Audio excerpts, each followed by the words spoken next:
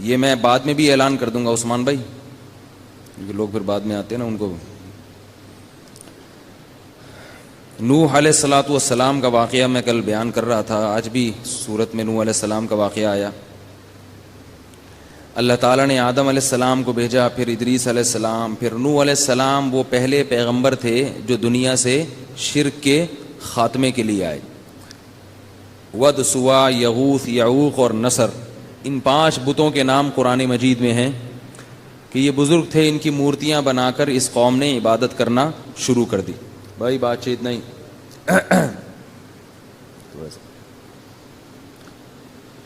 تو نوح علیہ الصلاۃ والسلام نے اپنی قوم کو سمجھایا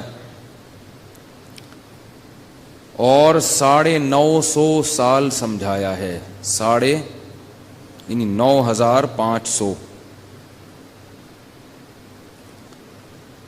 لیکن قرآن مجید میں ہے کہ ما آمن معہ الا قلیل، بہت تھوڑے لوگ ایمان لائے، بہت تھوڑے لوگ. اور یہ تھوڑے بھی زیادہ تر غریب مسکین لوگ تھے.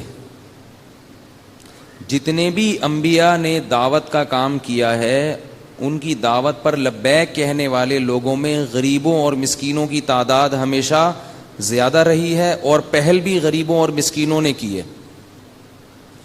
یہ تمام پیغمبروں کی دعوت میں. اس سے علماء کہتے ہیں کہ جس دعوت میں غریب اور مسکین لوگ نہ ہوں، یعنی آپ نے دین کا کام شروع کیا اور اس میں غریب لوگ نہیں آ رہے، تو کچھ دال میں کالا کالے کا خطرہ ہے. کوئی قاعدہ کلیہ نہیں ہے، لیکن کچھ گڑبڑ ہے. سمجھ رہے ہیں بات کو؟ کچھ گڑبڑ ہے اس میں. تو ذرا استحضار کر لینا چاہیے ایسی تحریک کو، ایسی تنظیم کو اپنے حالات میں، کہ ہم کوئی ایسا تو نہیں کہ شریعت سے ہٹ کے چل رہے ہوں. کیونکہ انبیاء کے ساتھ جب بھی ہوا نا یہ دعوت کا کام، تو غربا اور مساکین زیادہ آئے ہیں. ایک بات تو یہ ہوئی. دوسری بات ہمیشہ یہ ہوئی ہے کہ مالدار لوگ یہ انبیاء کو کہا کرتے تھے کہ ہم آپ کی بات اس مجمع میں بیٹھ کے نہیں سنیں گے جس مجمع میں غریب اور مسکین لوگ ہوتے ہیں، ان کو اپنے پاس سے بھگائیں. ہماری شخصیت مجروح ہوتی ہے، ہماری پرسنالٹی خراب ہوتی ہے اس سے.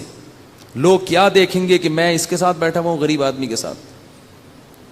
تو نوح علیہ السلام نے جب اپنی قوم کو دعوت دی تو جو تھوڑے سے لوگ ایمان بھی لائے، وہ بھی قوم کے غربا اور مساکین. تو مالدار لوگ کیا کہتے تھے کہ وَمَا نَرَاكَ اتَّبَعَكَ إِلَّا الَّذِينَ هُمْ أَرَاذِلُونَا، اے نوح ہم دیکھتے ہیں کہ آپ کی اتباع ہم میں سے پست اور ذلیل ترین لوگ کر رہے ہیں. معاذ اللہ، بہت ہی قوم کے جو مزدور طبقہ ہے، پست طبقہ ہے، وہ آپ کی بات پہ چل رہا ہے. لہذا ہم نہیں آ سکتے کیونکہ ہمارا بھی مقام کیا ہو جائے گا، گر جائے گا. لوگ کہیں گے غریبوں کے ساتھ بیٹھتے ہیں. یہ کتنا بڑا مسئلہ ہے یہ. نوح علیہ السلام یہ کر سکتے تھے کہ کہہ دیتے غربا کو کہ تم چلے جاؤ یہاں سے. نوح علیہ السلام نے جواب میں فرمایا یا قوم من ینصرونی من اللہ ان طردتہم، اگر میں ان کو اپنی مجلس سے نکال دوں گا تو مجھے اللہ کے عذاب سے کون بچائے گا؟ پھر اگر میں ان کو اپنی مجلس سے نکال دوں گا تو بتاؤ مجھے اللہ کے عذاب سے پھر کون بچائے گا؟ اور میں یہ بھی نہیں کہتا وَلَا أَقُولُ لِلَّذِينَ تَزْدَرِي أَعْيُنُكُمْ لَن يُؤْتِيَهُمُ اللَّهُ خَيْرًا، اور میں تمہیں خوش کرنے کے لیے یہ جھوٹ بھی نہیں بول سکتا کہ تم جس قوم کو ذلیل سمجھ رہے ہو، جن لوگوں کو ذلیل سمجھ رہے ہو، اللہ ان کو خیر نہیں دے گا اور اللہ ان کو عزت نہیں دے گا، یا اللہ کی نظر میں بھی وہ واقعی پست ہیں. میں یہ بھی نہیں کہہ سکتا. یہ تو تمہارا کہنا ہے کہ وہ پست ہیں، اللہ کی نظر میں پست نہیں ہے. دیکھو اس سے پتہ چلتا ہے کہ دین کی دعوت اور تبلیغ کے لیے ہمیں اتنی لچک کی اجازت ہے جتنی شریعت نے اجازت دی ہے. کسی کو دین پر لانے کے لیے شریعت کے بنیادی اصولوں کو نہیں توڑا جا سکتا. جس نے آنا ہے آئے، نہیں آنا تو بولو بھائی دفع ہو جائے، پھر نہیں آنا تو جائے جہنم میں. بیان سننا ہے، گرو مندر کا بندہ بھی ادھر ہی بیٹھ کے سنے گا، لیاری کا بھی ادھر ہی سنے گا، مچھر کالونی کا بھی ادھر ہی سنے گا، اورنگی ٹاؤن کا بھی ادھر ہی سنے گا، کلفٹن کا بھی ادھر ہی بیٹھ کے سنے گا، ڈیفنس کا بھی ادھر ہی بیٹھ کے سنیں.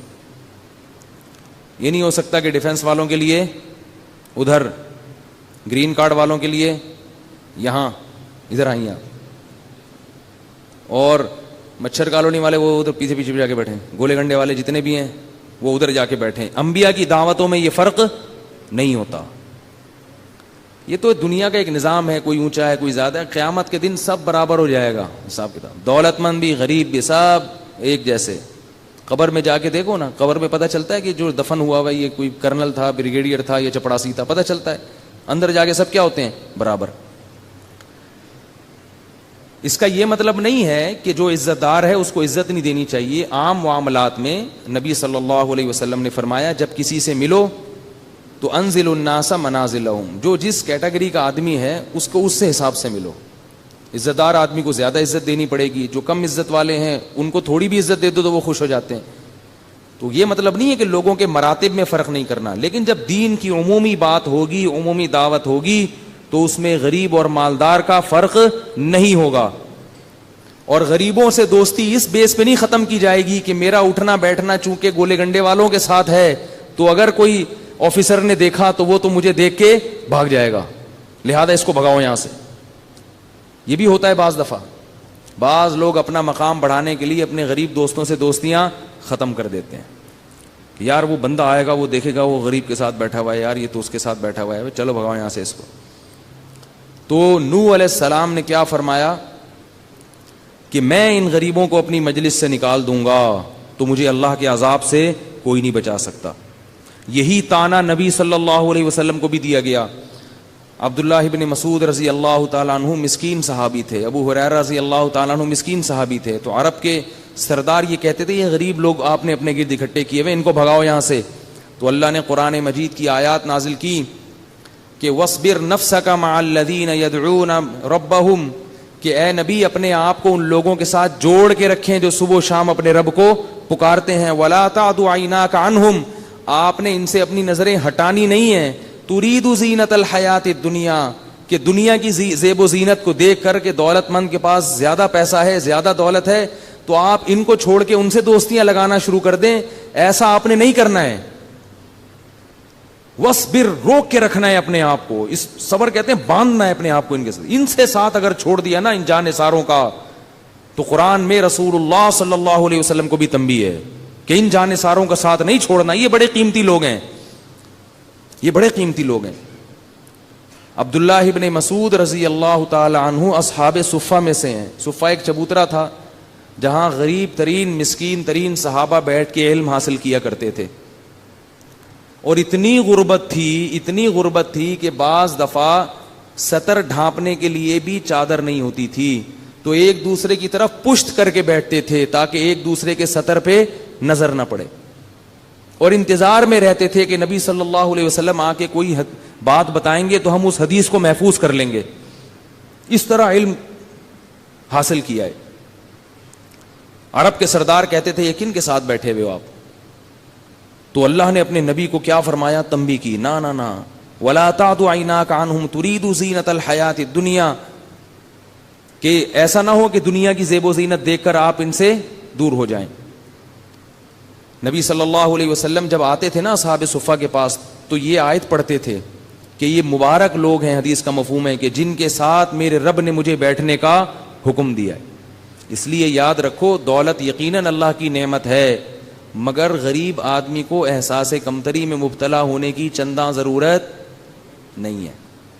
ٹھیک ہے دولت بھی اللہ کی نعمت ہے, اس کے اپنے فضائل ہیں شریعت میں, لیکن جس دولت کے ساتھ انسان میں تکبر پیدا ہو جائے, اترانا شروع کر دے, وہ دولت پھر انسان کو قارون اور فرعون بنا دیتی ہے. اور قارون اور فرعون کا انجام دیکھو کیا ہوا ہے. اور موسیٰ علیہ السلام تھے مسکین, تو عزت کس کو ملی؟ موسیٰ علیہ السلام کو, بنی اسرائیل کو, جو قوم کے کمزور لوگ تھے. پھر عبداللہ ابن مسعود رضی اللہ عنہ کو عزت ملی ہے, انہوں نے علم حاصل کیا غربت میں, اتنا علم حاصل کیا کیسے پیٹ کاٹا ہے. وجہ اس کی یہ کہ اگر وہ مال کمانے میں لگ جاتے تو پھر علم میں پیچھے رہ جاتے, تو انہوں نے قربانی دی کہ بس میں فاقے کروں گا, کچھ مل گیا ٹھیک ہے نہیں تو صبر کروں گا. اس طرح سے فاقے کر کر کے علم عبداللہ ابن مسعود نے حاصل کیا پھر اللہ نے حضرت عبداللہ بن مسعود کو ایسا علمی مقام دیا ہے، حالانکہ اتنے دبلے پتلے تھے اور اتنا چھوٹا قد تھا کہ وہ شلوار جو ہے نا اپنی ٹخنوں سے بس تھوڑی سی اوپر رکھتے تھے، زیادہ اوپر نہیں کرتے تھے. کسی نے پوچھا ایسا کیوں نہیں کرتے؟ انہوں نے کہا میری پنڈلیاں اتنی باریک ہیں، مجھے شرم آتی ہے وہ دکھاتے ہوئے. اتنی باریک پنڈلیاں تھی، چھوٹا قد تھا، دبلے پتلے، غریب اور مسکین، لیکن علم حاصل کیا نا. علم یہ اللہ کی عادت ہے کہ اللہ نے علماء کو اور طلباء میں اکثریت کو غریب ہی رکھا ہے.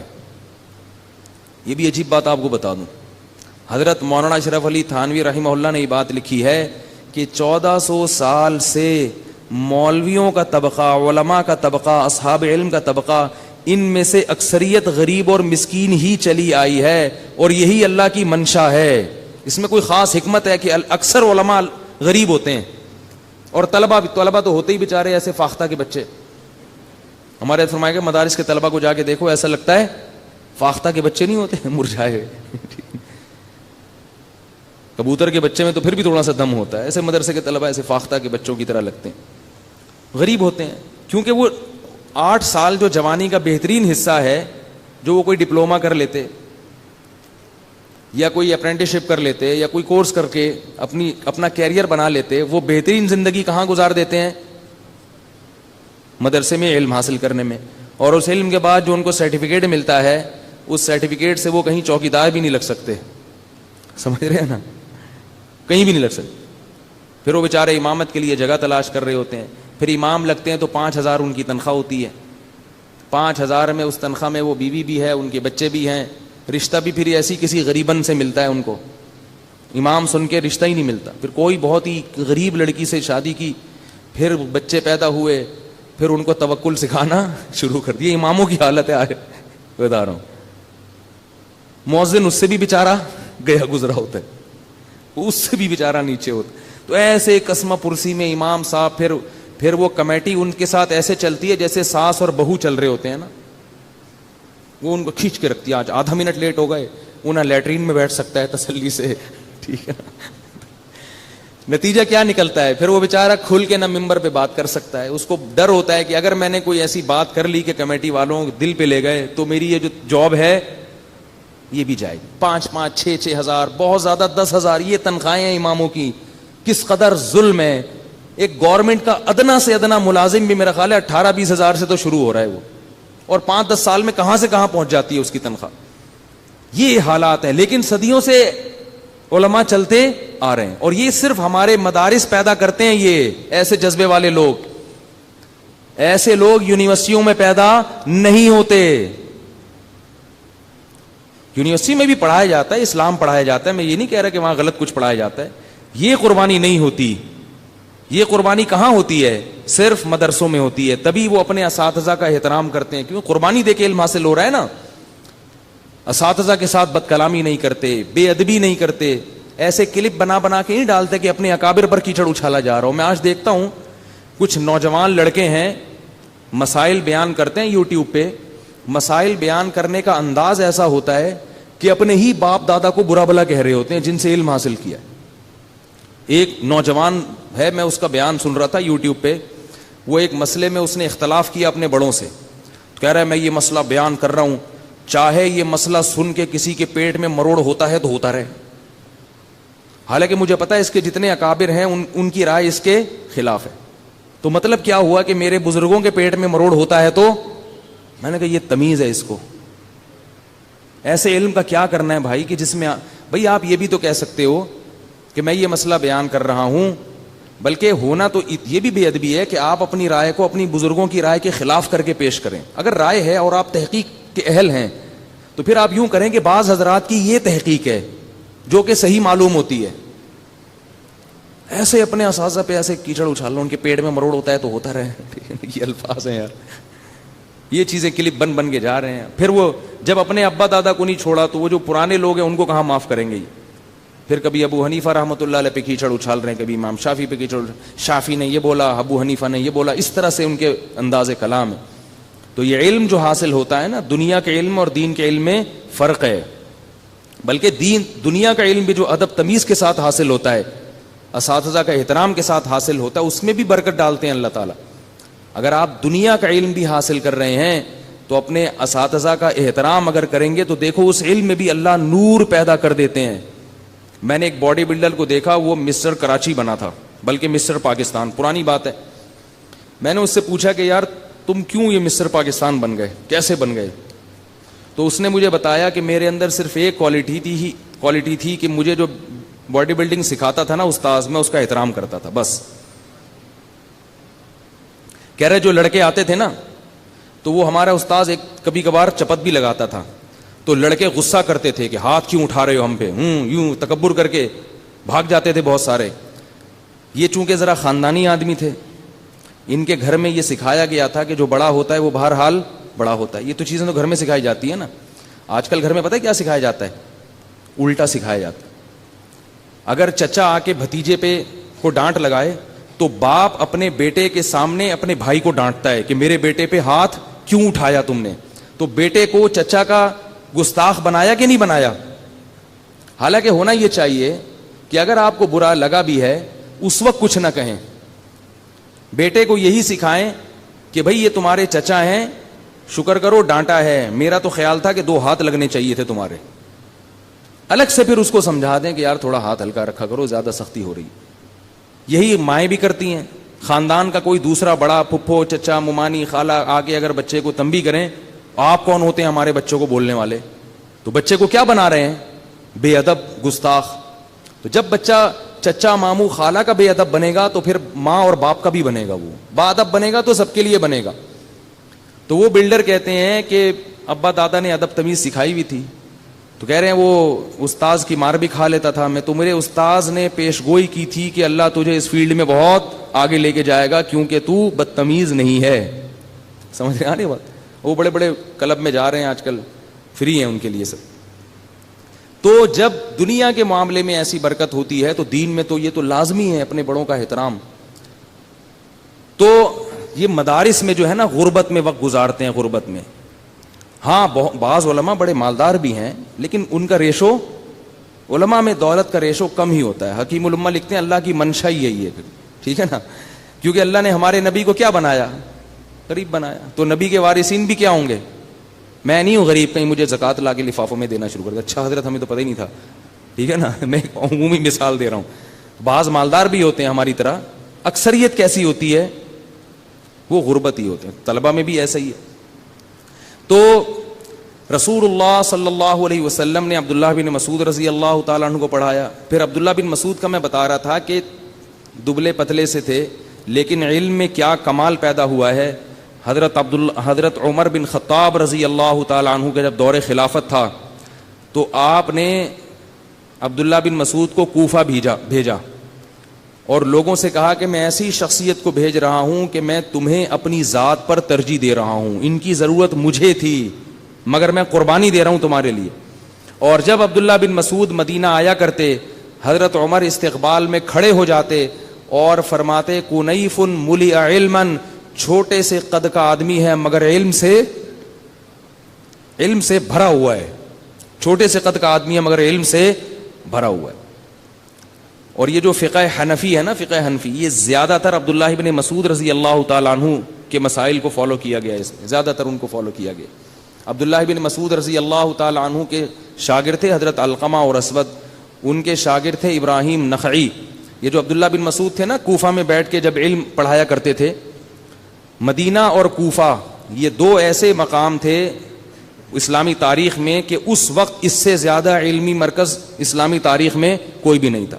کیونکہ مدینہ میں تو نبی صلی اللہ علیہ وسلم کے وہ صحابہ جنہوں نے آپ کی نمازیں دیکھیں اور آپ کی عبادت دیکھی, بالکل آخری دور دیکھا. اور کوفہ میں وہ صحابہ جنہوں نے نبی صلی اللہ علیہ وسلم کے آخری عمل کو دیکھا. حضرت علی رضی اللہ تعالی عنہ اور عبداللہ بن مسعود, انہوں نے کوفہ کو مرکز بنایا تھا. اور حضرت علی کے ساتھ 1400 صحابہ کوفہ میں آ کے آباد ہوئے تھے, جو بڑے بڑے علم کے سمندر تھے, ایسے صحابہ آ کے آباد ہوئے تھے. اس لیے ہمارے پاس جو حدیث آئی ہے وہ بھی کہاں سے آئی ہے؟ کوفہ سے. بخاری اور مسلم کے زیادہ تر راوی کوفہ کے ہیں, مدینہ کے راوی کم ہیں. اور یہ جو ہم قرآن جس قرات پہ پڑھتے ہیں یہ قاری بھی کہاں کے تھے؟ کوفہ کے تھے. اور یہ قرات بھی عبداللہ بن مسعود رضی اللہ عنہ کی قرات مشہور ہوئی ہے دنیا میں. کیونکہ حدیث میں آتا ہے کہ جس نے قرآن سیکھنا ہو عبداللہ بن مسعود سے سیکھے، او کما قال صلی اللہ علیہ وسلم. تو یہ جو کوفہ تھا نا، یہ بہت بڑا علم کا مرکز تھا. اس کوفہ میں عبداللہ ابن مسعود رضی اللہ تعالی عنہ جس مسجد میں بیٹھ کے درس قرآن دیا، لوگوں کو حدیث پڑھایا کرتے تھے اور فقہ کے مسائل پڑھایا کرتے تھے، تو اسی مسجد میں ان کے انتقال کے بعد لوگوں نے یا تو حضرت علقمہ کو یا اسود کو، مجھے صحیح طرح یاد نہیں، ان دونوں میں سے کسی کو نائب بنا دیا ان کا، اور ان کے انتقال کے بعد حضرت ابراہیم نخعی کو بنا دیا اسی مسجد میں. ان کے انتقال کے بعد ان کے جانشین بنے حماد الکوفی، اور ان کے بعد امام ابو حنیفہ اسی جگہ پہ بیٹھ کے درس دیا کرتے تھے. اور علامہ ابن تیمیہ رحمۃ اللہ علیہ فرماتے ہیں کہ فتویٰ نویسی میں، یعنی مسائل کا علم میں، فقہی مسائل ہوتے ہیں نا، حلال حرام، جائز ناجائز، اس فن میں جتنی شہرت اللہ نے عبداللہ بن مسعود کے شاگردوں کو دی تھی، اتنی شہرت کسی اور کو نہیں ملی. تو اس سے پتہ چلتا ہے کہ امام ابو حنیفہ رحمۃ اللہ علیہ کو جو فقہ میں اتنی زیادہ مہارت حاصل ہوئی ہے نا، اس میں کس کی تربیت کا دخل تھا، کس کی برکات تھیں؟ وہ عبداللہ ابن مسعود رضی اللہ تعالیٰ عنہ کی اور حضرت علی کی کے شاگردوں کی برکات تھیں. خیر، میں اب اصل بات کی طرف آتا ہوں. تو نوح علیہ الصلاۃ والسلام کی قوم نے کیا کہا کہ ان غریبوں کو اپنی مجلس سے نکالو. نوح علیہ السلام نے کہا یہ نہیں کر سکتا میں. یہاں ایک اور مسئلہ بتا دوں، غریبوں کی بات چل رہی ہے، بہت سارے غریب خوش ہو رہے ہیں ماشاءاللہ، ٹھیک ہے نا، پتہ بھی چل رہا ہے آپ میں سے کون غریب ہے. جو زیادہ مسکرا رہا ہے پتہ چل رہا ہے کہ بھائی اس کو زکوٰۃ دینی چاہیے اب، ٹھیک ہے نا. تو یہاں ایک مسئلہ سن لیں کہ رسول اللہ صلی اللہ علیہ وسلم نے فرمایا بدترین ولیمہ وہ ہے جس میں صرف مالداروں کو بلایا جائے اور غریبوں کو نہ بلایا جائے. اس کا مطلب یہ ہے کہ آپ کے دوستوں میں، یعنی کہ سارے غریبوں کو بلا لیں جو دن سے دوستی بھی نہیں ہے، وہ تو اپنے ساتھ مزید طفیلی اور 3 4 اور لے کر آئیں گے نا. وہ طفیلی والا تو سنا ہے نا واقعہ آپ نے، نئے لوگ ہیں، تھوڑا سا سنانے دیں یار، تراویح کے بعد لوگ تھکے ہوئے بھی بہت ہوتے ہیں نا، تو تھوڑا سا چٹکلا سنانے دیں. ایک آدمی کی کسی نے دعوت کی، تو وہ جا رہا تھا دعوت پہ، تو اتنے میں ایک اور اس کا دوست مل گیا. اس دوست نے پوچھا بھائی کہاں جا رہے ہو؟ فلاں نے دعوت کی ہے. میں بھی چلوں گا. بھی تم کیوں چلو، بلایا مجھے. اس نے کہا میں طفیلی بن کے چلا جاؤں گا. اچھا بھائی چل یار، طفیلی بھی تو ہوتے ہیں نا، ٹھیک ہے بھائی. ایک اور بندہ مل گیا، یار کہاں جا رہے ہو تم دونوں؟ بھائی دعوت پہ. یار میں تو اصل ہوں، یہ طفیلی، تمہیں تھوڑی لے کے جاؤں گا. اس نے کہا میں طفیلی ہوں، ٹھیک ہے نا، طفیلی. اس نے کہا چلو یار اب کیا کریں، طفیلی. 1 کے 3 ہو گئے. آگے گئے، ایک اور بندہ ملا. اس نے بولا بھائی کہاں جا رہے ہو؟ یار دعوت پہ. میں اصل ہوں، یہ طفیلی، یہ طفیلی، تم نکلو یہاں سے، جاؤ. اس نے کہا میں کیوں جاؤں بھائی، میں بھی تمہارے ساتھ جاؤں گا. بھائی تم کیسے جاؤ گے یار، تم کیا لگتے ہو؟ انہوں نے بولا مجھے پہلے سے جانتا ہے یار، جس نے آپ لوگوں کو دعوت کی دی ہے وہ مجھے پہلے سے جانتا ہے. اچھا بھائی جانتا ہے تو چلو. اب 1 کے 4 دیکھ کے نا وہ میزبان، اس کی سٹی گم ہو گئی. اس نے کہا آپ؟ اس نے کہا میں تو وہ ہوں جن کو آپ نے بلایا تھا. یہ کون ہے؟ وہ یہ طفیلی ہیں. میزبان کو غصہ آیا. اور یہ کون ہے؟ یہ طفیلی. اور یہ الو کا پٹھا کون ہے؟ تو چوتھے نے کہا میں نے نہیں کہا تھا مجھے پہلے سے جانتا ہے یہ. میں نے کہا نہیں تھا کہ یہ مجھے پہلے سے جانتا ہے. چلو بسم اللہ کرو. تو حدیث کا مطلب یہ ہے کہ آپ کے دوستوں میں مالدار بھی ہوں گے، غریب بھی ہوں گے، تو ولیمے میں صرف مالداروں کو بلاؤ اپنے دوستوں میں سے اور غریبوں کو نہ بلاؤ. تو یہ بدترین ولیمہ ہے. اور یہ پتہ ہے کیوں کرتے ہیں لوگ؟ تاکہ مالدار آئیں گے تو ان کے ساتھ اگر غریب بھی آ گئے تو مالداروں کی نظر میں آپ کی حیثیت گر جائے گی. ابے تم نے تو یار پکوڑے والوں سے بھی دوستی رکھی ہوئی ہے یار، ہمیں تو پتہ نہیں تھا تمہارے دوستی گولے گنڈے والوں سے بھی ہے. چلو بس ہم جا رہے ہیں. ایسا نہ ہو کوئی یوٹیوب پہ کلپ بنا کے ڈال دے یار یہ بیٹھے ہوئے تھے اس کے ساتھ.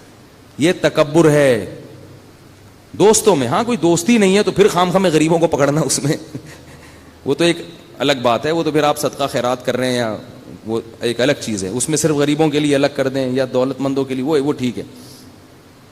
تو دوستوں یاروں میں صرف دولت مندوں کو بلانا اور غریبوں سے اس وقت منہ پھیر لینا، یہ غلط ہے. تو نوح علیہ السلام جب 950 سال سمجھا کے تھک گئے، یہاں تک ہوتا تھا کہ جب گلی سے گزرتے تو لوگ کانوں میں انگلیاں ٹھوس لیتے کہ ان کی بات مت سن. نوح علیہ السلام نے کہا یا قوم استغفروا ربکم انہ کان غفارا. دیکھو تمہاری عمریں گزر گئیں بت پرستی میں، آج توبہ کرو، اللہ معاف کرنے کے لیے تیار ہے. یرسل السماء علیکم مدرارا، آسمان سے بارشیں بھیجے گا. وَيُمْدِدُكُمْ بِأَمْوَالٍ وَبَنِينَ, تمہیں مال دے گا اور خوب بیٹے دے گا, تمہیں نسل بڑھائے گا تمہاری, بیٹے دے دے گی. اس سے بھی پتہ چلتا ہے نسل بڑھانا کیا ہے, اچھی چیز ہے. تو خوب بیٹے دے گا تمہیں. وَيُمْدِدُكُمْ بِأَمْوَالٍ وَبَنِينَ وَيَجْعَلْ لَكُمْ جَنَّاتٍ وَيَجْعَلْ لَكُمْ أَنْهَارًا مَا لَكُمْ لَا تَرْجُونَ لِلَّهِ وَقَارًا وَقَدْ خَلَقَكُمْ أَطْوَارًا, اللہ نے تمہیں بنایا ہے کیسے, اسٹیپ بائی اسٹیپ مختلف مدارج میں گزار کے تمہیں بنایا ہے. خَلَقَكُمْ أَلَمْ تَرَوْا كَيْفَ خَلَقَ اللَّهُ سَبْعَ سَمَاوَاتٍ طِبَاقًا وَجَعَلَ الْقَمَرَ فِيهِنَّ نُورًا, یہ سورج اللہ نے بنایا ہے, چاند اللہ نے, تقریریں کر رہے ہیں مگر قوم کی سمجھ میں نہیں آ رہا. قوم کی سمجھ میں پتہ ہے کیا آتے ہیں, کون مذہبی لوگ آتے ہیں جو گناہ چھوڑنے کی بات کر رہا ہے نا, یہ کرو یہ نہ کرو, لوگ اس کو بزرگ نہیں سمجھتے. ہاں جھاڑ پھونک کا کام شروع کر دے, ساری قوم آ جاتی نوح علیہ السلام کے پاس, ساری قوم رسالے لکھنے نا, یہ پڑھ لو, صبح یہ بچی بیمار ہو گئی تو یہ پڑھ لو, فلانی بیمار ہو گئی تو یہ پڑھ لو. لوگ کہتے ہیں بزرگ بھی بہت پہنچے ہوئے ہیں اور یہ واقعی اللہ کے سچے نبی ہیں. ایسے لوگوں کے پیچھے لوگ بھاگتے ہیں. تو پیغمبروں کی دعوت کیا ہوتی ہے, یہ کرو اور یہ مت کرو, یہ حلال ہے یہ حرام ہے, اس سے بچو اس کو کرو.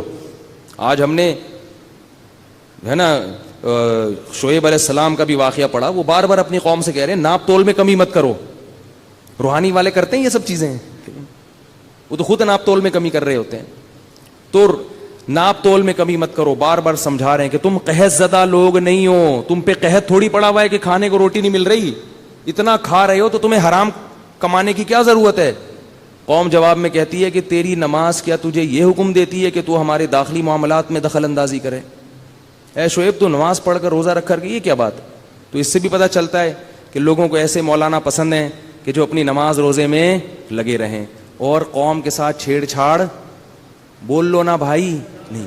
وہ یہ نہ کہیں کہ سالی کو چاہیے کہ وہ بہنوئی سے بولو بھائی پردہ کرے, وہ یہ نہ کہے کہ بھابھی کو چاہیے کہ دیور سے پردہ کرے, وہ یہ نہ کہے کہ لڑکیاں زیادہ ہیں لڑکے کم ہیں, ان خواتین کا بیڑا غرق ہو رہا ہے, مرد 2-3 شادیاں کر لے, وہ یہ نہ کہے. کیونکہ لوگوں کو کیا ہوتی ہے اس سے تکلیف, چاہے وہ لڑکیاں گھروں میں بیٹھے بیٹھے بوڑھی ہو جائیں مر جائیں, چاہے جو بیوہ ہو گئی وہ ہمیشہ کے لیے بیوہ رہ کے قبر میں اتر جائے, وہ زنا کی طرف چلی جائے, جس کو طلاق ہو گئی وہ زنا پہ آ جائے. میں جانتا ہوں ایسی عورتوں کو, شادی نہیں ہوئی زنا کے راستے پہ لگ گئی ہیں, وہ ہو گئی. تو اب میٹھی میٹھی باتیں کر کے لوگوں کو خوش کرتے رہو. مولوی صاحب آپ دوسری شادی پہ بات نہ کیا کریں, خواتین کو تکلیف ہوتی ہے, مردوں کو تکلیف ہوتی ہے, تو دفع ہو جاؤ بھائی, نہیں سنو باتیں ہماری بیٹھ کے. یہ جو عورت کو تکلیف ہو رہی ہے, جس کے رشتے نہیں آ رہے, بوڑھی ہو رہی ہے گھر میں بیٹھے بیٹھے, رشتے کم ہو گئے, شارٹ ہو گئے, رشتے مل ہی نہیں رہے ہیں, چراغ لے کے داماد تلاش کیے جا رہے ہیں. جس گھر میں بیٹی پیدا ہو رہی ہے وہ خوش ہونے کے بجائے رو رہا ہے, یار یہ کیا ہو گیا میرے گھر میں. تو آپ کے مطلب کی باتیں اگر آپ کو کریں گے تو پھر تو ہم طاہر القادری بن جائیں گے, پھر تو ہمارا بھی کنٹینر ہوگا, پھر تو ہم بھی ایک سیاسی رہنما ہوں گے, پبلک اکٹھی کر لیں گے. لیکن میرے بھائی اگر حق بات سننے کے لیے آتے ہو تو پھر یہ کڑوی کسیلی سننے کو ملیں گی. یہ اللہ کی باتیں, میری باتیں تھوڑی ہیں. یہ شہرت دیکھ کے کبھی متاثر نہیں ہونا چاہیے. شہرت تو فرعون کو بہت زیادہ مل گئی تھی, ٹھیک ہے نا, اور نوح علیہ السلام کو کیا شہرت ملی ہے, 950 سال دعوت دیتے دیتے کتنے آدمی آئے ہیں, 40-50, لیکن کامیاب کون ہوا, نوح علیہ السلام. وہ اپنی دعوت سے پیچھے نہیں ہٹے, لچک پیدا نہیں ہوئی, تھکے نہیں, اور ایک دفعہ بددعا نہیں کی ہے 950 سال میں. بڑا حوصلہ ہے بھائی. بددعا اس وقت کی ہے کہ جب اللہ نے وحی نازل کر دی, یا نوح لن یؤمن من قومک الا من قد آمن, اب ہم آپ کو اطلاع دے دیں کہ اب مزید کوئی آدمی آپ کی قوم میں مسلمان نہیں ہوگا. جب 950 سال کے بعد اللہ نے وحی نازل کی تو پھر نوح علیہ السلام کو خیال ہوا کہ بھئی جب مسلمان نہیں ہوگا تو اس کا مطلب کیا ہے کہ ان کی اولادیں بھی کافر اور جہنم میں جائیں گی. تو ان کی اولادوں کو آگ سے بچانے کے لیے ضروری ہے کہ ان کی اولادیں پیدا ہونے سے پہلے ان کو ختم کر دیا جائے. انہوں نے تو جانا ہی ہے جہنم میں. اس لیے نوح علیہ السلام نے فرمایا وَلَا يَلِدُوا إِلَّا فَاجِرًا كَفَّارًا, اے اللہ اگر یہ مسلمان نہیں ہوں گے نا تو اب تو ان کی اولاد بھی کیا پیدا ہوگی, کافر. تو اس اگلی نسل کو بچانے کے لیے تو کیا کر, اس قوم کو تباہ کر دے. اتنا بڑا حوصلہ. اور ہم تھوڑا سا تبلیغ میں نکلتے ہیں, 2-4 دفعہ ایک کو سمجھایا وہ نہیں آیا, ابے چھوڑو یار, ہم تو ایسے ہی کرتے ہیں نا, ارے ہوتا کچھ بھی نہیں ہے, وذکر فإن الذکریٰ تنفع المؤمنین، اللہ کہتے ہیں بات پہنچاتے رہو، کرتے رہو، کچھ نہ کچھ فائدہ انشاءاللہ ہوگا، حوصلہ نہ ہارو۔ تو نوح علیہ الصلوۃ والسلام نے جب تھک گئے تو پھر بد دعا کی ہے ان کے لیے، اور کیا کہ لا تجعل علی الارض من الکافرین دیارا، اے اللہ ان کافروں کا ایک گھر بھی زمین پہ باقی نہیں چھوڑنا۔ تو اللہ تعالیٰ نے پھر کیا فرمایا، وَأُوحِيَ إِلَىٰ نوح، اچھا نوح علیہ السلام کی بیوی بھی کافر، اپنے گھر میں ایمان نہیں آ رہا۔ یہ جو لوگ تانا دیتے ہیں نا لوگوں کو، ابے پہلے اپنے گھر میں تو اسلام لاؤ، باقی باتیں بعد میں کرنا، یہ تانا غلط ہے۔ ہو سکتا ہے جو دین کی دعوت دے رہا ہو وہ اپنے گھر میں بھی کوشش کر رہا ہو، لیکن یہ کوشش کامیاب نہ ہو رہی ہو۔ تانے دینے بہت آسان ہے۔ کل کسی نے میسج بھیجا کہ سیاسی لوگوں میں کسی نے، ایک سیاسی لوگوں کو کہا، اس نے پورے واقعات میسج لکھ کے بھیجا نا، کہ ایک آدمی نے سابق صدر کو کہا کہ تم چور تھے، اس نے کہا وہ جو مجھ سے پہلے آیا تھا وہ تو مجھ سے بھی بڑا چور تھا، ٹھیک ہے نا۔ ایک نے کہا آپ نے تو یہ کرپشن کیا، اس نے کہا وہ فلاں نے بھی تو کرپشن کی ہے۔ ایک نے کہا آپ نے جناب یہ کیا، اس نے بھی تو یہ کیا ہے۔ تو اس نے یعنی کہا کہ ہمارے ہاں جب بھی کسی پہ الزام لگتا ہے تو وہ بجائے اپنے الزام کو یا اپنی اصلاح کرنے کے دوسرے پہ اس سے بھی بڑا الزام لگا دیتا۔ تو جب آپ کسی کو دعوت دیں گے تو بجائے اس کے کہ وہ آپ کی بات سنے، دین پہ آنے کی کوشش کرے، وہ آپ کے عیوب تلاش کرنا شروع کر دیتا ہے۔ کہتے ہیں ابے تم اپنے گھر کو تو دیکھو پہلے، ابے تم یہ تو دیکھو، ہمیں سمجھا رہے ہو، تمہارے گھر میں تو۔ ایک صاحب تبلیغ میں نکلے ہوئے تھے، ایک شخص نے مجھے کہا کہ یہ مجھے دعوت دے رہے ہیں، ان کی اپنی بیٹی تو پردہ نہیں کرتی۔ تو میں نے کہا بھائی ہو سکتا ہے اس کو بھی دعوت دیتے ہو، نہیں مانتی ہو، تو بدگمانی کرنے کی کیا ضرورت ہے بھائی۔ تو نوح علیہ السلام کی بیوی بھی کافر اور ان کا بیٹا بھی کافر، تو گھر میں تو نہیں آیا نا دین۔ اب یہ تھوڑی کہہ سکتے ہیں کہ بیوی کی تربیت کی کوشش نہیں کی ہوگی انہوں نے، یا اولاد کی تربیت کی کوشش نہیں کی ہوگی۔ جو پیغمبر کے بارے میں یہ سوچے کہ انہوں نے اپنی بیوی اور بچوں کی تربیت کی کوشش نہیں ہوگی، وہ تو اسلام سے خارج ہے، کیونکہ پیغمبروں میں یہ عیب نہیں ہوتا کہ وہ اپنے گھر کو چھوڑ دیں اور پوری دنیا کی فکر کریں۔ گھر کی بھی فکر کر رہے تھے، دنیا کی بھی فکر کر رہے تھے۔ اور یہ جو کہتے ہیں نا لوگ کہ پہلے اپنا گھر صحیح کر لو اس کے بعد باہر آنا، یہ بھی غلط ہے۔ اس کے چکر میں تو گھر اگر صحیح نہ ہوا تو باہر بھی نہیں ہوگا کام۔ تو بھائی سارے کام کرتے رہو بیٹھ کے۔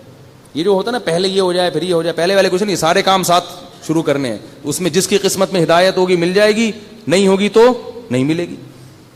تو نوح علیہ الصلوۃ والسلام کی بیوی بھی مسلمان نہیں اور بیٹا بھی نہیں۔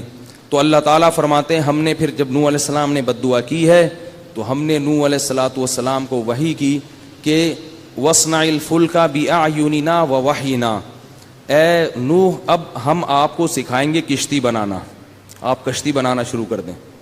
بہت بڑی کشتی تیار کرنا شروع کر دی اور سارے ایمان والے ان کے ساتھ مل گئے۔ قرآن کی آیت سے پتہ چلتا ہے کہ اللہ نے سکھایا ان کو یہ علم کہ ایسے بنانا ہے۔ اتنی بڑی کشتی جس میں سب بیٹھ جائیں جو ایمان والے، اور جتنے دنیا میں جانور موجود ہیں خشکی کے، ان سب کے ایک ایک جوڑا اللہ نے فرمایا کہ اس میں رکھ لو۔ یہ جتنے آج جانور دنیا میں ہمیں ملتے ہیں نا خشکی کے، یہ سارے نوح علیہ السلام کی کشتی میں سوار ہوئے ہوئے ہیں سوائے فارمی مرغی کے۔ اس کا پتہ نہیں نسب کہاں سے شروع ہو رہا ہے واللہ عالم۔ دیسی مرغیاں جتنی ہیں نا، ان کے ابا وہ جو مرغا تھا وہ ایک نوح علیہ السلام کی کشتی میں موجود تھا، اور مرغی بھی نوح علیہ السلام کی کشتی میں موجود تھی، گائے بھی، بیل بھی، بھینس بھی، شیر بھی، پتہ نہیں کیا کیا ہوگا جو بھی جنگل کے جانور تھے۔ تو نسل بچانے کے لیے اللہ نے کہا سب کو شامل کر لو۔ اور پھر قرآن کہتا ہے کلما مر علیہ ملأ من قومہ سخروا منہ، جب بھی لوگ گزرتے تو مذاق اڑاتے کہ نہ کوئی سمندر ہے نہ کہیں دریا ہے، اور تیار کیا ہو رہا ہے؟ کشتی۔ تو نوح علیہ السلام اور ایمان والے کہتے ان تسخروا منا فإنا نسخر منکم کما تسخرون، آج تم ہمارا مذاق اڑا رہے ہو، ان قریب ہم کل تمہارا مذاق اڑائیں گے کہ تم نے ایک پیغمبر کی قدر نہیں کی اور ان کی باتوں کو تم نے جھٹلایا، ان کی دعوت پر تم نے لبیک نہیں کہا، کہ تم بدبخت ہو۔ اللہ فرماتے ہیں حتی اذا جاء امرنا، جب ہمارا حکم آ گیا، فارت تنور، زمین میں جتنے سوراخ تھے نا ان سے پانی ابلنا شروع ہو گیا۔